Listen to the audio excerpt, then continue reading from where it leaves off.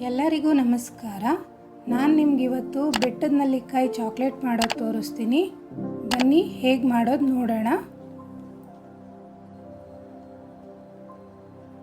ಮೊದಲಿಗೆ ಬೆಟ್ಟದ ನೆಲ್ಲಿಕಾಯಿಯನ್ನು ತೊಳೆದು ನಾನು ಕಟ್ ಮಾಡ್ಕೊಂಡಿದ್ದೀನಿ. ಸುಮಾರು ಒಂದು ಬೌಲಷ್ಟು ಬೆಟ್ಟದ ನೆಲ್ಲಿಕಾಯಿಯನ್ನು ನಾನಿಲ್ಲಿ ತೊಗೊಂಡಿದ್ದೀನಿ. ಅದನ್ನು ಜಾರ್ಗೆ ಹಾಕೋತಾ ಇದ್ದೀನಿ. ಹಾಗೆ ನಾನು ಸ್ವಲ್ಪ ಏಲಕ್ಕಿಯನ್ನು ಕೂಡ ತೊಗೊಂಡಿದ್ದೀನಿ. ಕೆಲವರು ಏಲಕ್ಕಿ ಪುಡಿ ಇದ್ದರೆ ಅದನ್ನು ಆ್ಯಡ್ ಮಾಡ್ಕೋಬೋದು.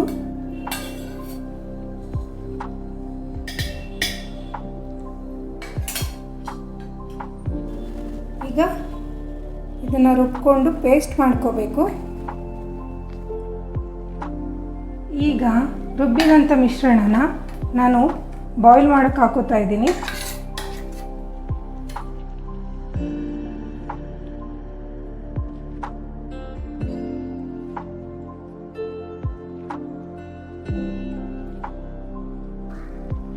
ಇದಕ್ಕೆ ಅರ್ಧ ಕಪ್ಪಷ್ಟು ಸಕ್ಕರೆ ಹಾಕೋತಾ ಇದ್ದೀನಿ.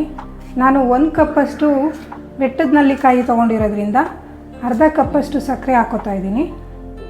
ನಾನಿಲ್ಲಿ ಪುಡಿ ಸಕ್ಕರೆ ಬಳಸ್ತಾ ಇದ್ದೀನಿ. ನೀವು ಸಕ್ಕರೆನಾರು ಸೇರಿಸ್ಬೋದು ಅಥವಾ ಬೆಲ್ಲನಾರು ಸೇರಿಸ್ಬೋದು.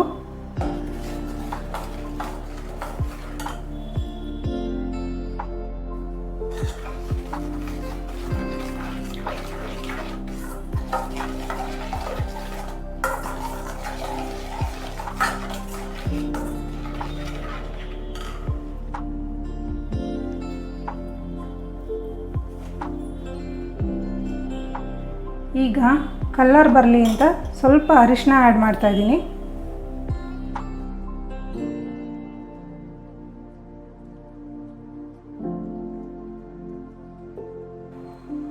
ಪ್ರತಿದಿನ ಬೆಟ್ಟದ ನೆಲ್ಲಿಕಾಯಿಯನ್ನು ಸೇವಿಸ್ತಾ ಬಂದರೆ ನಿಮಗೇನಾರ ಮಲಬದ್ಧತೆ ಸಮಸ್ಯೆ ಇದ್ದರೂ ಅದು ದೂರ ಆಗುತ್ತೆ. ಹಾಗೆ ಅಜೀರ್ಣ ಸಮಸ್ಯೆ ಎಲ್ಲ ದೂರ ಆಗುತ್ತೆ.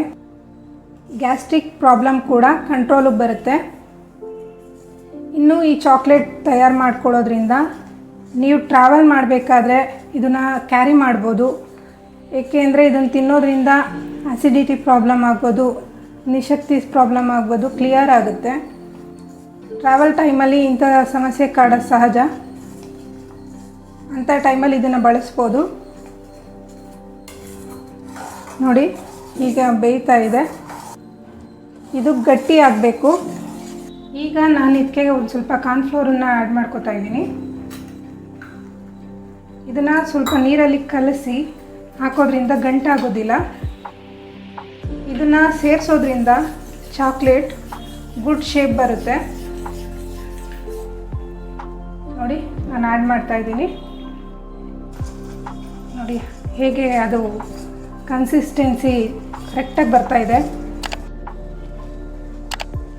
ಇನ್ನು ಮಕ್ಕಳಿಗೆ ಬೆಟ್ಟದ ನೆಲ್ಲಿಕಾಯಿ ಸೇವಿಸಿ ಅಂದರೆ ಅದು ಕಹಿ ಅಂತ ಸಹಜವಾಗಿ ಸೇವಿಸ್ತೇ ಹೋಗ್ಬೋದು.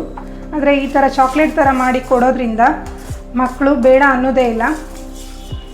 ಏಕೆಂದರೆ ಇದರಲ್ಲಿ ಕಹಿ ಹೊಡೆಯಲ್ಲ, ಇದರಲ್ಲಿ ಫ್ಲೇವರ್ ಚೆನ್ನಾಗಿರುತ್ತೆ, ಸಿಹಿ ಇರೋದ್ರಿಂದ ಇದನ್ನು ಬೇಡ ಅಂತ ಮಕ್ಕಳು ಹೇಳೋದೇ ಇಲ್ಲ. ಇದು ಔಷಧಿಯಾಗಿ ಕೆಲಸ ಮಾಡುತ್ತೆ. ಬೆಟ್ಟದ ನೆಲ್ಲಿಕಾಯಿ ದೇಹಕ್ಕೆ ತುಂಬಾ ಒಳ್ಳೆಯದು. ಆಲ್ಮೋಸ್ಟ್ ಬರುವಂಥ ರೋಗಗಳನ್ನೆಲ್ಲ ಬೆಟ್ಟದ ನೆಲ್ಲಿಕಾಯಿ ಅವಾಯ್ಡ್ ಮಾಡುತ್ತೆ. ರೋಗ ಬಾರದಂತೆ ತಡೆಯುವಂಥ ಬೆಟ್ಟದ ನೆಲ್ಲಿಕಾಯಿನ ಪ್ರತಿದಿನ ಯಾವುದಾರ ಒಂದು ರೂಪದಲ್ಲಿ ಸೇವಿಸ್ತಾ ಬರೋದು ಒಳ್ಳೆಯದು.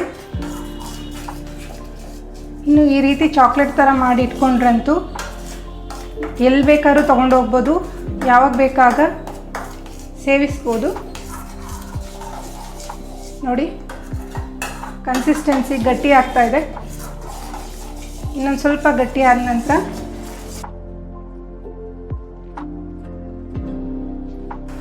ಕೈ ಆಡಿಸ್ತಾ ಇರಬೇಕು, ಇಲ್ಲರ ಸ್ವಲ್ಪ ತಳ ಹಿಡಿಬೋದು ಅನ್ನೋ ಸಾಧ್ಯತೆ ಇರುತ್ತೆ. ಆದಷ್ಟು ಕೈ ಆಡಿಸ್ತಾ ಇರಿ.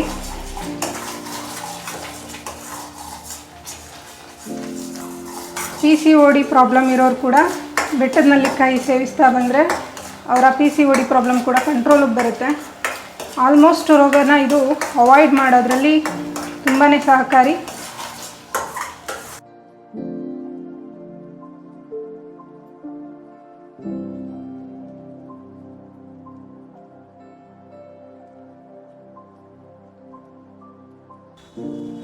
ನಾನು ಇದಕ್ಕೆ ಸ್ವಲ್ಪ ತುಪ್ಪವನ್ನು ಆ್ಯಡ್ ಮಾಡ್ಕೋತಾ ಇದ್ದೀನಿ.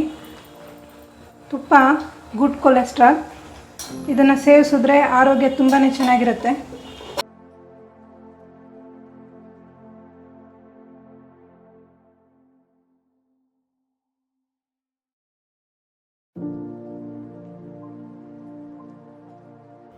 ಈಗ ಇದು ರೆಡಿಯಾಗಿದೆ. ಇದನ್ನು ನಾನು ಬಟರ್ ಪೇಪರ್ ಮೇಲೆ ಹಾಕೋತೀನಿ.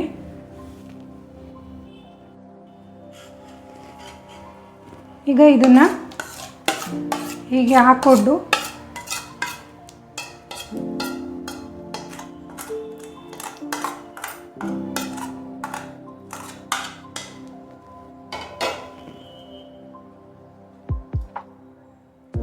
ಇದು ತಣ್ಣಗಾಗೋವರೆಗೂ ಬಿಡಬೇಕು.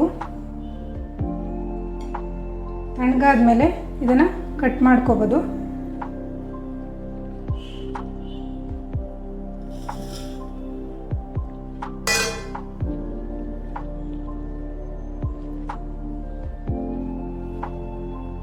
ಈಗ ಇದು ತಣ್ಣಗಾಗಿದೆ. ಇದನ್ನು ಚಾಕುವಿನಿಂದ ಕಟ್ ಮಾಡ್ಕೊಳ್ಳೋಣ. ಚಿಕ್ಕ ಚಿಕ್ಕ ಪೀಸಾಗಿ ಕಟ್ ಮಾಡ್ಕೋಬೇಕು. ಈಗ ಇದಕ್ಕೆ ಸ್ವಲ್ಪ ಶುಗರ್ ಪೌಡ್ರನ್ನ ಆ್ಯಡ್ ಮಾಡ್ಕೋತಾ ಇದ್ದೀನಿ. ಅದಾದಮೇಲೆ ಈ ರೀತಿ ಕಾಣುತ್ತೆ. ಈ ಮಾಹಿತಿ ಇಷ್ಟ ಆಯಿತು ಅಂತ ತಿಳ್ಕೊತೀನಿ. ನಮ್ಮ ಚಾನಲ್ನ ಸಬ್ಸ್ಕ್ರೈಬ್ ಮಾಡ್ಕೊಳ್ಳಿ. ಧನ್ಯವಾದಗಳು.